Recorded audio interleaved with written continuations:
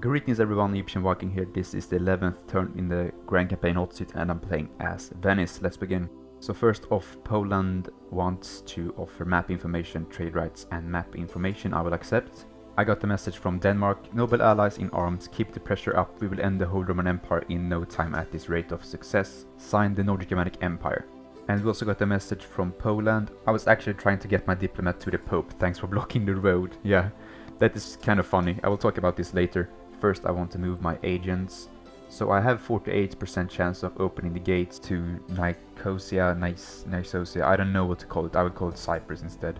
But of course I can't open the gates this turn, so I was very unlucky. What I want to do instead is to take Antioch and take Aleppo. So I will move my army to the east and I will disembark on the shores here and recruit a lot of mercenaries. It's very important that I use my movement carefully. The infantry cannot reach to his army north of Antioch, so I will use my infantry instead to besiege Antioch. And I will use my cavalry to attack the Turks' forces that are besieging my fort. And the reason why I'm only using my cavalry is that if a general spawns after this battle, then that general will have more movement since there is only cavalry in this army. This happens because the cavalry have more movement than the infantry, and when a general spawns he will get the movement that the army has left to use this turn. So as you have probably noticed already, this video is a bit special. I have no original audio left from the video itself. So what I have done instead is that I have decided to play some music in the background, and I also now do a post commentary. So the commentary that you hear now is not recorded when the actual footage is recorded, just so you know. And all the music can be seen on screen whenever I change song, and all the music can be found in the description as well. But anyways, we will have 4 battles to play this turn. And I think I will all do them in 16 minutes, which is very impressive. I had a lot of practice at this turn, because I knew it is an important turn.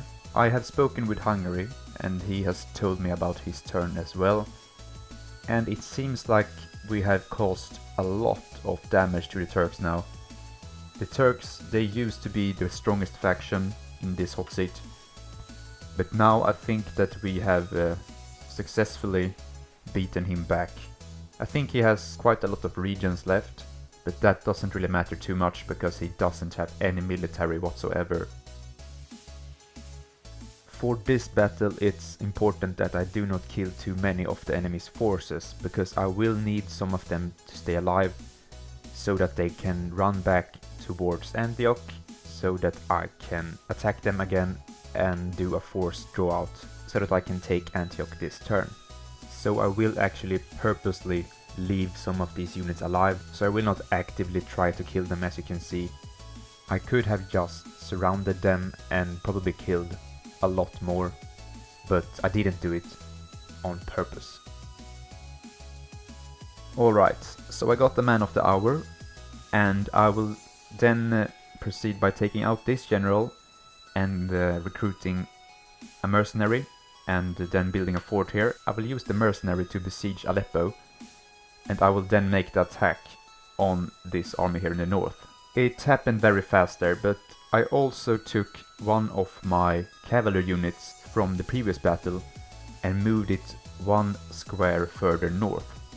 And the reason I did that is because this army that I'm fighting now, it would originally retreat back to that exact spot. But now, since I have a unit in that position, they will actually retreat back somewhere else. And that just happens to be that they will retreat back to Aleppo. So now I don't have to attack them 2 times in order to take Aleppo, because I want to use them as a way to forcefully draw out the garrison that is stationed in Aleppo. So this battle is just a big mess, as you can see. The enemy have a lot of horse archers, so there is a lot of running around. So there is not really that much strategy or tactic in this particular battle. I just played it and hoped to win, I suppose. The thing I was aiming for is to kill their general, because that will make the next battle a lot easier. What I also want to do is to kill as many horse archers as possible. They can be real difficult to kill. And in the next battle I will have to kill a lot of units. If I don't kill enough units in the next battle, then I won't be able to take Aleppo. So I will make it easier for myself in the next battle if I let as few horse archers remain alive as possible and as many infantry stay alive as possible. Because infantry are easier to kill and horse archers, they tend to run away. There has been a few changes in diplomacy since last turn, and that is due to the fact that 2 players have actually dropped out of the hot seat. So we have invited 2 new ones instead, and those players are Berry Knight, who will be the new player for the Holy Roman Empire, and Gamers Will 101, who will take over as Egypt. Berry Knight's first turn was turn 10. So he has already played his turn by the time I'm recording this. As you might know, Egypt comes directly after me in the turn order, so Gamers will play his first turn right after I'm done with this turn. With new players comes new ambitions, new alliances and new ways of thinking, so this will shake up the diplomacy a lot, I think. I already know that this new Holy Roman Empire player has a totally different way of looking at things than Drakir. Currently the Holy Roman Empire was in a pretty bad spot. He was fighting Denmark, Milan and me at the same time, and it looked as if he would be eliminated in just a few turns. But I don't think that's the case anymore, because Berry Knight has been very successful in trying to establish peace, so that he doesn't have to fight a 3-front war. So I have actually made a deal with him, and that deal is that I will be able to take Innsbruck, and after I have taken Innsbruck we will have a non-aggression pact until turn 15. So turn 16 is the first turn we are allowed to attack each other without breaking this non-aggression pact. I will be honest and stay true to this agreement, and I will not break it. And I hope he does the same. On turn 16 we will see what we want to do, because a lot will have changed until then. It's not even certain that we must go to war on turn 16. I don't think it's very likely actually. I think that this peace might last a bit longer than that. At least that's what I hope for. Because honestly I don't even have any more reasons to attack the Holy Roman Empire after I have taken Innsbruck. I don't necessarily want to fight in the west and in the east at the same time.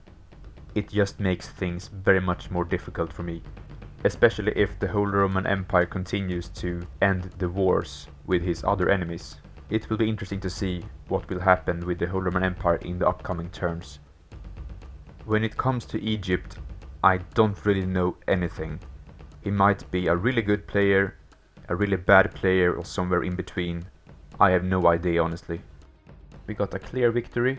I will execute the prisoners, and the army should retreat back to Aleppo. Yes, they did. I will recruit 1 unit of the pilgrims, and I will then take these units to make the attack.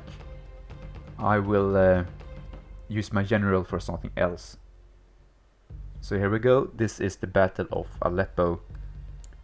So in order to successfully kill both of these armies, I will have to kill at least 85% of each individual army.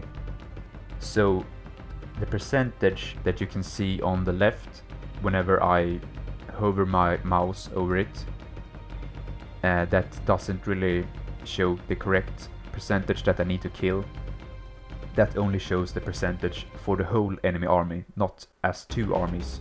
So I will send away one of my cavalry units to handle one of the enemy armies, and that army is just made up of 1 archer unit, so I will be able to kill them all very easily. And the other army is the big problem here. I need to find a way to be able to kill enough of their men. I was just about to upload this to YouTube and I realized that there still is a big portion of the video that has no audio in it. So the commentary that you have heard so far was recorded 2 days after the video, and that was 5 weeks ago from now. So all of a sudden I had to sit down and commentate for a video that is over a month old. And that is not that easy. As you might expect, I have forgotten most things that happened in this turn, and I also know a lot of things that has happened in the hot seat. Since I last commentated the video, I have played turn 12 and turn 13, and as you can imagine, a lot has happened in those 2 turns. Of course, I'm not here to spoil anything, so if you're interested in what I'm going to do in my upcoming turns, then I suggest that you go and watch Egypt's turn 12. He has released that video very early compared to the rest of us, which is a bit bad actually for him. It puts you at a disadvantage if you upload your videos early, because all of the other players will get intel from your turns, where your armies are and what you're up to and where your armies are heading. So I don't recommend doing that. I guess one of the good things about making these post-commentary videos is that I can talk to you a little bit more about the current things that's going on. Since this video will be recorded more closer to the actual day that you are watching this, hopefully. Because normally our turns are played several weeks before we actually upload them to YouTube. But now I finally get a chance to talk about current stuff. So I have read your comments on my turn 10 as Venice, and it seems that you really like the map that I showed you in the start of the turn. So I will continue to make these maps for every turn. You should have seen one in the beginning of the video. I also plan to make like a big time-lapse sort of thing, where I show every turn in the hot seat with maps. That's a very big project, and it will take a long time for me to finish. And I want it to be perfect, so I might upload like a test version of it, and then I will hear what you guys think about it. So if there are certain things that you think I should include, or maybe try to improve, then you can just write them in the comments on that video, and it's a good way for me to make that video better when I upload the full version of it later on. I'm not sure as of yet when I will upload that video. I'm not done with it yet. As I said, it's a big project and I have just begun working on it. But someday you will see it on my channel. It might take a few days, it might take a few weeks. I can't tell just yet. I will execute the prisoners, but unfortunately it is not enough, so the enemy will still have Aleppo. But I will besiege it anyways and leave it there until next turn. I will then lift the siege of Antioch and make final battle here, the Battle of Antioch, and hopefully I will be able to successfully kill these armies. So the reason I didn't replay the turn after my failed attempt to take Aleppo is because of 2 reasons. Firstly, I don't want to delay the hot seat. I had to play the turn this very day, otherwise I would be late with my turn, and that's not something I wanted. And the second reason is that it was super difficult to kill them. I did manage to do it one time when I tested the turn, but I was not able to do it when I recorded. It doesn't matter too much, because since the enemy units inside are defeated, that means that the game engine will prevent them from moving the next turn. In hot seats, when you are after someone in the turn order and they defeat your armies, you cannot move them on your turn. So therefore Cosmic Conqueror, he cannot sally out of Aleppo. So in order to attack my besieging force, he needs to initiate the attack with some other unit. And I will try my very best to block off the way, so that he cannot even reach to Aleppo. So as you saw on the campaign map, I built a fort to block the river crossing, separating Edessa from Aleppo. and this will make it a lot harder for him to attack my besieging force. Of course, this is a bit of a gamble. There's always the chance that he will attack my force, so I need to keep that in mind. But I am pretty sure that he has no units in range. Another thing I could talk about that might interest you is the stainless steel hot seat. As you may or may not know, it was announced a while back that there would be a new Grand Campaign hot seat starting, and this time it's on the stainless steel mod. And don't worry, the original Grand Campaign hot seat will still continue. As for the stainless steel hot seat, it's not going that fast right now, and there are a lot of different reasons why the hot seat hasn't been that fast. I don't want to get into detail on every reason right now, but what I can say is this: no players has been delaying the hot seat, just unfortunate events. At the time I record this commentary, some of us still haven't played our first turn, so as you can imagine it will take a while until it's on YouTube. However, you will be able to watch it on YouTube at some point. Hopefully sooner rather than later. I'm really hyped about this hot seat. We will be 18 players on a huge map, and I will play as Portugal, so I will be the only one who only has one region at start. So it will be a really interesting hot seat, especially for my faction I think, since I really need to utilize my early turns in the game. So I won the Battle of Antioch. I will leave most of my units outside of Antioch. And the reason why I'm doing this and not putting them inside of Antioch is because my general, he has insane movement traits. I think he has like a 35% bonus movement to all of the units in the army. And that extra movement only works if they are not stationed in a settlement or a fort. So that's why I'm leaving them outside with no movement left. They can reach very far next turn. I only need to sacrifice a few units to put them inside of Antioch to keep the public order under control, but the rest of them will stay outside. I will move my ships so that they are near Cyprus. I have a spy in there, which I put there this turn. So if I'm super lucky the next turn I can take Cyprus and then move my spy with one of the ships over to one of Egypt's regions, so that I might be able to take Cyprus and another region both in one turn with one spy. What I didn't realize while I recorded this turn is that I accidentally broke a rule. It's not too easy to spot, so it's no wonder that I didn't realize it until after I played my turn. But the rule that I accidentally did break is the Crusading Rule, which states that you only can have one army on crusade at a time. And of course one army can never consist of more than 20 units, otherwise it's 2 armies. And on my end turn I will have more than 20 units on crusade at the same time. This is of course forbidden, so I will be penalized for this in my next turn. On top of this rule break I also did another sloppy mistake this turn. I wonder if any of you have seen this already and reacted to it. What I forgot to do is to build siege equipment at my besieging force on Aleppo. Yeah, that's really bad. And that unfortunately means that I can't take Aleppo on my next turn. So that's a bummer. And I didn't know it at the time. I only found out when I received my turn 12. So I was really disappointed in myself by then. So I shouldn't have played this turn that fast. I should have taken it easy and double check everything 5,000 times. Otherwise, mistakes like these will be made. I want to move some units over, and I will take the units from Rhodes here as well and put them in this ship, and I will put them in this exact location here.